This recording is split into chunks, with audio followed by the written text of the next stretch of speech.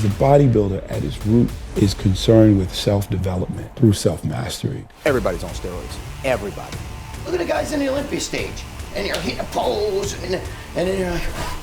When it comes to talking about what choice should be made, is that unenhanced bodybuilding is the way to go. This is time right now for natural bodybuilding to grow, where everybody's seeing that health is the most important thing.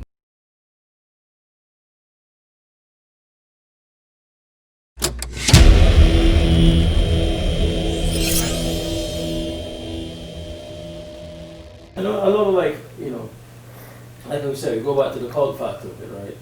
It's people, the athletes who pushing themselves to the limit, you know, to perfect the body by pushing the limit, like, in every way possible. And they're fans of that want to see that. But it still seems like bodybuilding, even though it's expanding, right?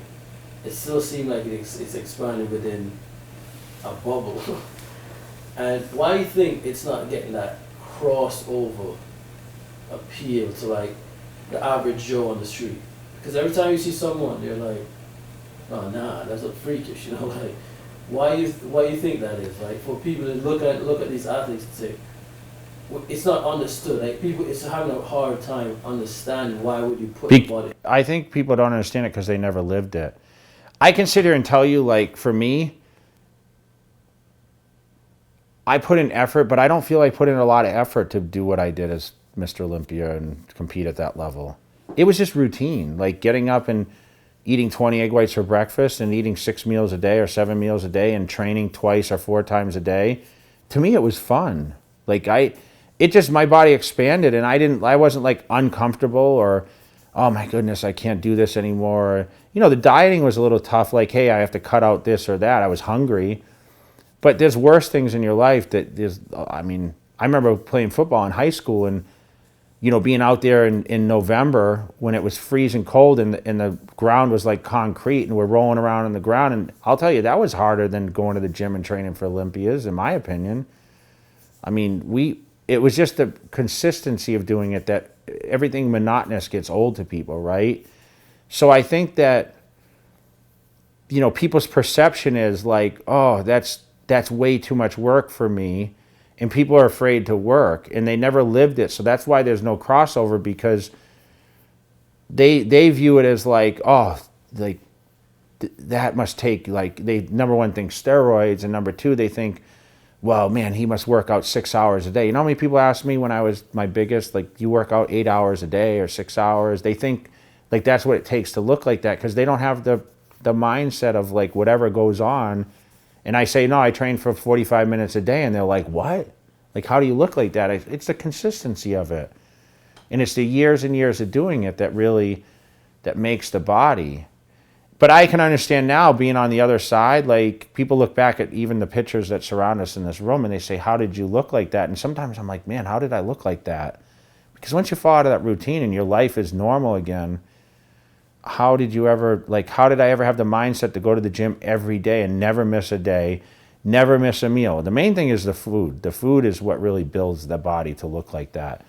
And that, I can tell you, being retired, that's the best part of my life, is not having to eat as much as I ate. Meaning every 2 hours I was eating food, every 2 hours on the clock for 20 years, like a machine. I mean, it was constant fuel. But people's perception is because it's unrelative to what they do in life. So is it suffice to say that bodybuilding is misunderstood? It's misunderstood. But so is a lot of things. I mean, MMA is misunderstood to people. People don't want to get punched in the face. Do they? I mean, it's like Mike Tyson said, right? He said everyone has an opinion until they get punched. Like everyone has a game plan until they get punched in the face, and then like, okay, things change, right? MMA is the same thing. Like, people don't understand why guys would want to, you know, either roll around on the ground or punch each other in the face. But that's a sport now. I mean, that was a cult thing for a lot of years, but somehow the vision got to national television. When people started seeing it, they're like, man, I want to punch this guy. I want to punch somebody in the face. Or I want to, like, put someone in a triangle and choke them out and whatever else. It all depends on how much publicity it actually gets. And I feel like they've kind of controlled the business a little bit, where they don't want it to really expand. And they don't want to get into the general population because they're afraid of the perception of it.